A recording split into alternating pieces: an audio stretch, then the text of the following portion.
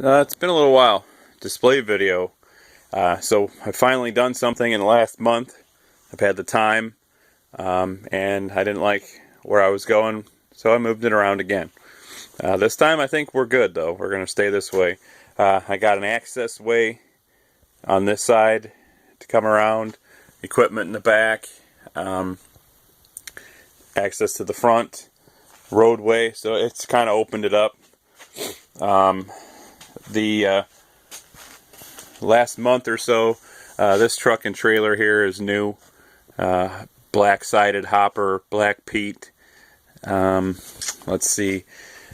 The combines you had seen, but I don't believe I pulled the duals off of them and put super singles. That's what we have, or not a super single, a big regular tire. I don't like duals. We don't use them in real life.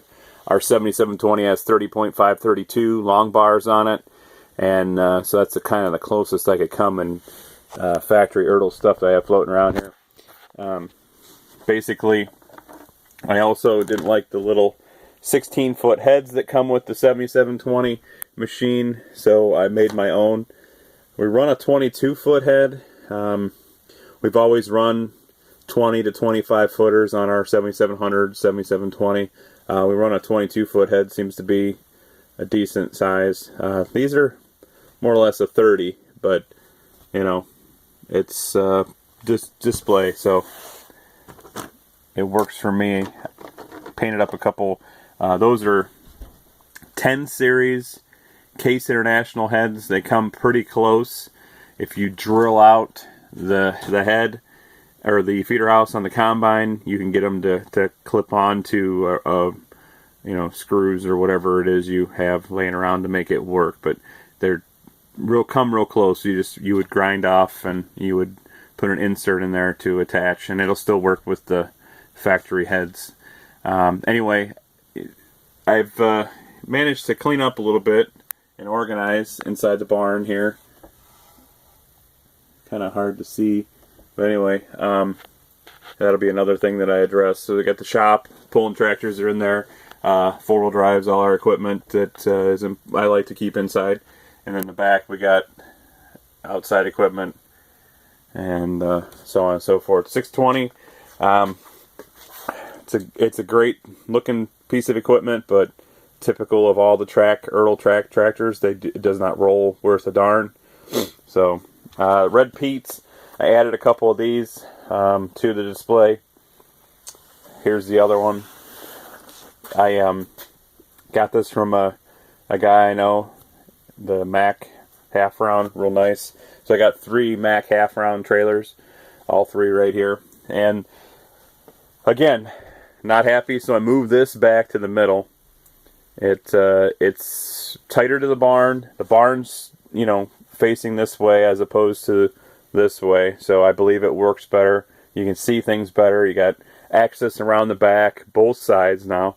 So add some detail, and I think we're done with this section here. The hopper, I added some hoppers. These 3 hoppers are new. As you can tell, they're the difference. These are dusty. If it's dusty, it's been here a while. If it's not, they still look new. So 3 new hoppers. 2 of them are red side. These 2 trucks have been here a little while. This one, the least amount of time. It's a cat-powered Kenworth W9 flat top. This Pete here has been here a little while. It's Cummins powered, but anyway, coffin bunk. It was hooked to a flatbed, multi-axle flatbed that I built with a bunch of coils on it. So we're using it for harvest time. And these 3 trucks are new. I don't believe this one made it in the last video or not. I don't believe any of them did a month ago. I think they've only been here for 2-3 weeks. Case Orange Pete. It is Cummins powered. Nice truck. Little bunks. Got it doing hopper duty. I got this to match my step deck that I pull the Case pulling tractors on. So got it doing some hopper bottom duty as well. So the big change is down here in the end. And more to come, of course, but I think we're going to leave it like this and detail it according. We got some pasture here. Several videos ago, probably 3-4 videos ago, I use felt for my grass. and I use paint, textured paint from Krylon. It's a black color, and I think the gray is either stone or concrete, it says on there, and I get that stuff from a local craft store, as well as the fence and the felt, all from the same place.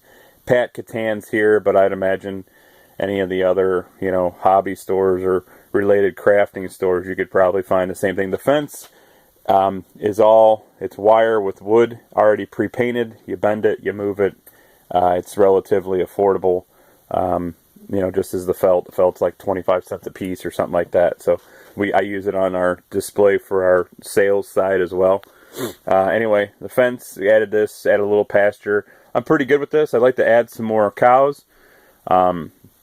I've covered this before, but those are actually dairy cows that I took in on trade, and I just spray painted them gloss black to make them look like Angus beef cattle. So anyway, it works. I got 5 little calves over there, and whatever works and is affordable and fun is the way I feel about it. So the barnyard here, we got this layout. That extra grain bin I had, I put over in the corner. Some of our equipment, a lot of this stuff was jammed in that barn. I jammed it in this one instead.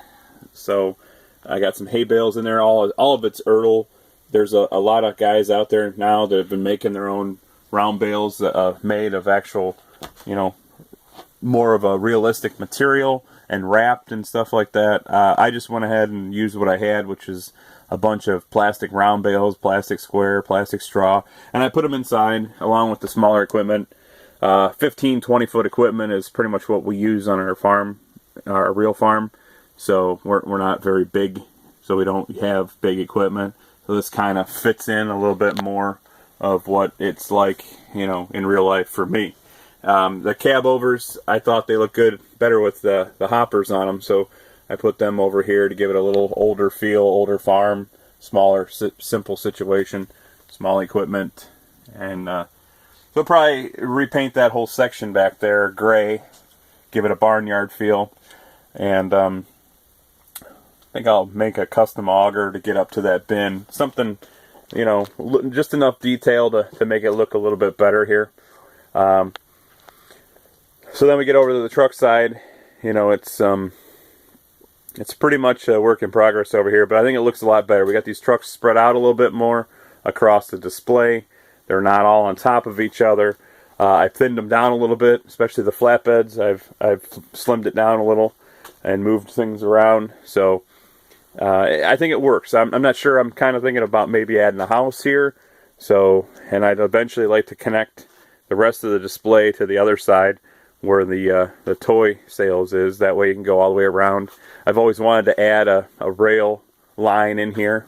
And the way I got this laid out, I could put a rail line across the back of the whole display and run it around to the dealership. But I got to find a place to put my workbench parts and junk. So anyway, a little at a time, but I think I'm happy with it. I think it's going to stay this way. And I'm just going to go ahead and start detailing it, adding some things. So it'll probably be a little while before the next display update or anything like that. But I wouldn't expect to see much changes. So it'll probably be a good month, but we'll try to get this painted. It's hard to paint in here in the winter.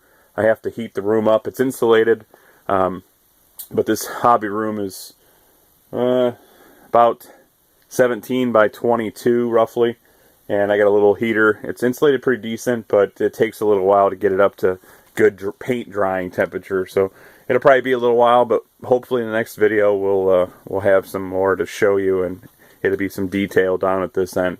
So thanks for all the great comments, requests, and inquiries. When I'm gonna get something out on our display, and I appreciate it. Thanks for watching.